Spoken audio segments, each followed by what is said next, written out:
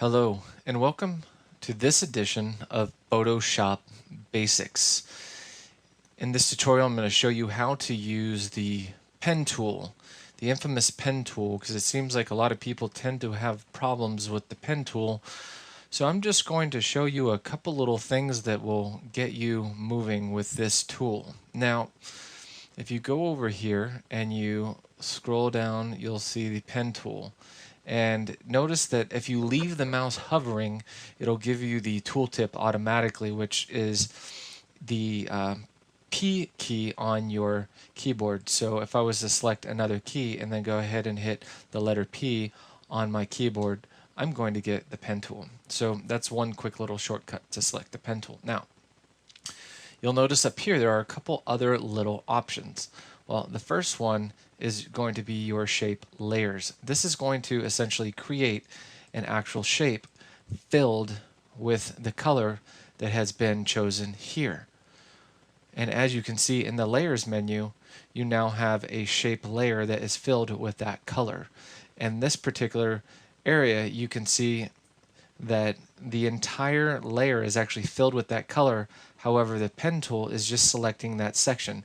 It's similar to the tool in Illustrator that allows you to do like a clipping path. And essentially that's what we're doing. We're filling this entire shape with blue, but then we're cutting it down just to this particular area. So now what we can do is if I hold down Control and I click on the lines here, I can actually select each one of these points and move it around to a desired shape.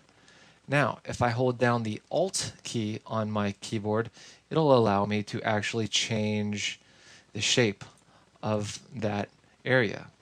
Okay, so again, just holding down the Alt key will give us a different tool that will allow us to actually bend and morph those lines. Now, you'll notice when I roll over a single line, you get a plus icon. There's a little plus right next to the pen tool, and that just basically is going to add a point to that path. And if you go ahead and click on Control, you can grab and stretch these lines. If you want to grab them independently, just hold down your Alt key and you'll see that these lines move independently of one another. So if I switch back to Control, again I'll be moving them in sync with one another.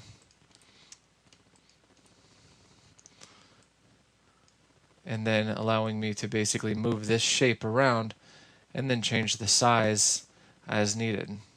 So again, when you're working with these tools, just always, if you have a corner like this that doesn't have any sort of curve to it, you want to just hold your Alt key, and that's going to allow you to open up that particular point into a curved shape. So that is a really basic way of using the pen tool just to get started. Okay, so for right now I'm just going to go ahead and delete that. So just remember, whenever using the pen tool, use the Control and the Alt keys on your keyboard to control the points. Now, another thing you can do is you can use the pen tool as a path tool. And what that does is it's not going to fill the shape this time, it's just going to create a path. And you might be wondering, well, what's the point of that? Well, the point of that is that you can actually take this path, and I'm going to add a couple little curves to it here. Add another curve to this point, and add another curve to this point, just to make it a little bit more organic. And then we'll just take this point and bring it down here. Now, interestingly enough, if you come over to here and click on Paths and scroll down to the bottom, you have this little icon here. It's like a circle with almost like little dots around it. That's going to basically turn your path into a selection. So now you have a much more organic selection, which will allow you to grab points very accurately. So in the event that you want to cut something out of a photo, rather than trying to loosely select it with the lasso tool, like if I was to try to like even select a shape similar to that, you're going to notice that it's going to come out very rugged. It's not going to come out like real smooth. I mean, if maybe if you have a like a pen mouse or some other drawing tool that you use, it might be a little bit easier. But this particular tool, it's very, it's not really accurate in terms of selection.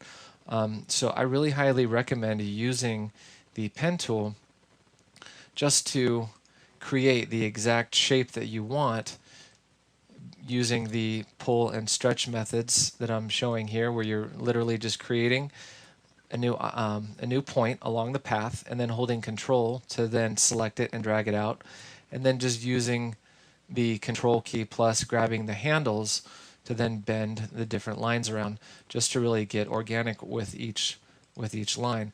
So again, just a simple combination of using the control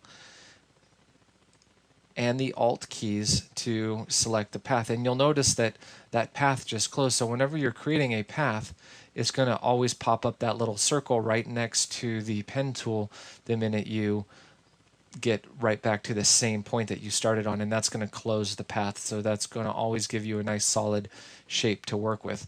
And if you hold the control button down again on the keyboard and grab each line, you can just move these sections independently to do and to create different shapes. So again, I'll just go ahead and hit Alt, which will allow me to drag this out, and then shift back over to Control to drag this out, and then create another path, another point along the line, and then hitting the Alt key just to sort of stretch it out a little bit, and then grabbing Control just to bring it back out. So you can see you can create some really dynamic shapes, and then simply coming over here and hitting the convert the path into a selection tool, and you can see the dotted line again here. I'm going to deselect the path, and you'll see that I now have a nice selection in the shape that I drew out with the path tool. So there you go. There's a basic way to get started using the path tool. I hope this was helpful. I'll see you next time.